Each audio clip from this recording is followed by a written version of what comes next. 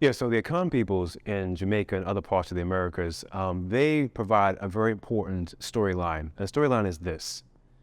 The Akan peoples were never a majority in any European imperial slaving society in the Americas. However, even though the numbers were not the largest contingent, their cultural and political and economic and even spiritual impact far outweigh their sheer numbers.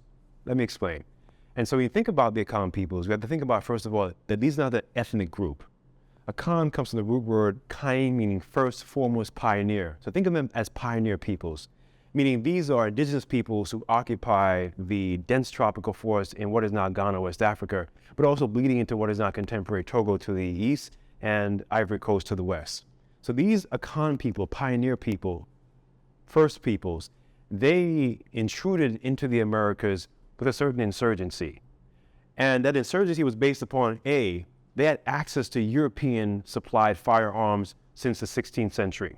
And therefore they had already become militarized in ways that perhaps other African societies who did not have access to European firearms, and even firearms through Muslims like far as Turkey, what is now Turkey, formerly the Ottoman Empire. Those arms came through the trans-Saharan trade routes into what became northern Ghana and to the south. And so there were two suppliers of firearms from the north and from the south where the Europeans were on the coast. And that early experience with these kinds of European and Muslim supplied weaponry allowed these Akan society to be militarized at least by the 17th century. And so you had militarized polities of militarized states that had their own indigenous forms of bureaucracy that now allowed these people to be not only strategic in terms of war formation as well as stratagem, but also now they had different kinds of weaponry. They added to their already indigenous arsenal. So the Akan people had different kinds of swords and javelins and weaponry and daggers, and they added firearms to that arsenal. Now with this toolkit, they were able to, once they landed in the Americas, they were able to not only see these weaponries as not only foreign or new, they were accustomed to these things.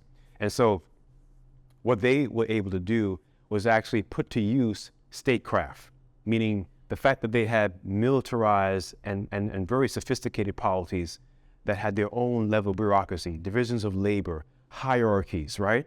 That allowed them to lead many of the insurgencies in America. So for example, in 1733, in what became Guyana, formerly British Guyana, formerly the Dutch colonies of Essequibo, Demerara, and Berbice, that became Guyana proper, there was the major revolt that shaped, what became contemporary Guyana, was led by an African named Kofi, a Friday-born male, a Khan male, right? And he had other cohorts that were with him. And what did they do? They were able to rush the armory or supply store for the Dutch local commander and take over the firearms, and then of course raid different plantations, acquire more firearms, everything from arms to pickaxe to cutlasses, and of course grow their numbers and raid other firearms. Now, they controlled that part of the Dutch colonies for about 9 months.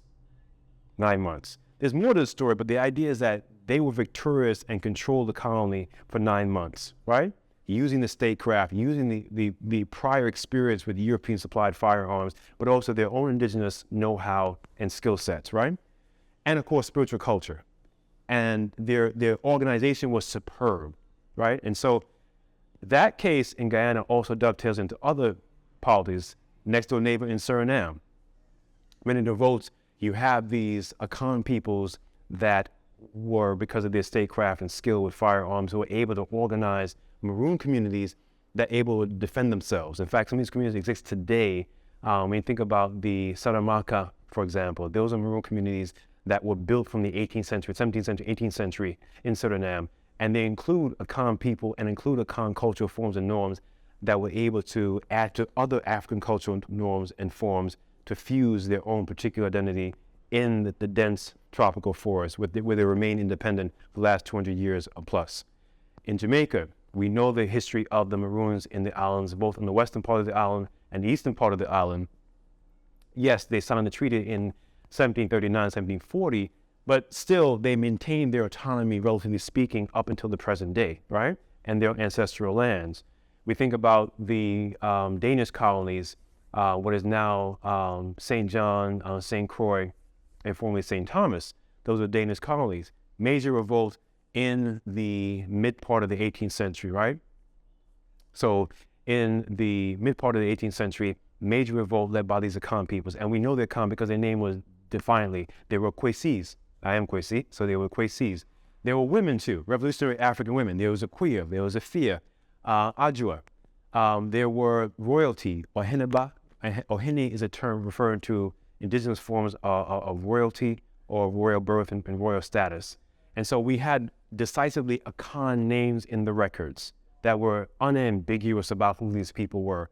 And that was simply because Europeans were simply, careless, or they were beneficent to say, hey, I want to record these Akan names, because those people kept their names. And therefore they forced the Europeans to record them as they were. And to me, that is a very powerful statement in and of itself, right?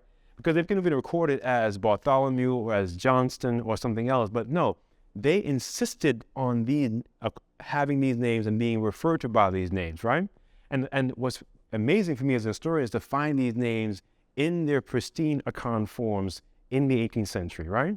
And so the folks in the Danish colonies had a imperial ambition.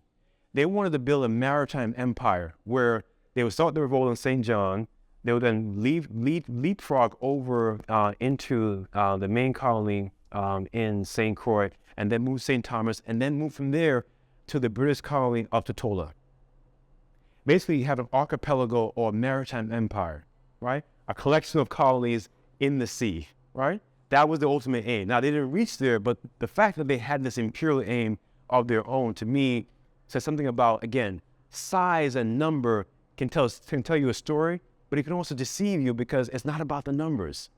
It's about the sort of cultural and political ideological impact that a group of people can have on a wide geography. And this was the story of the Akan peoples.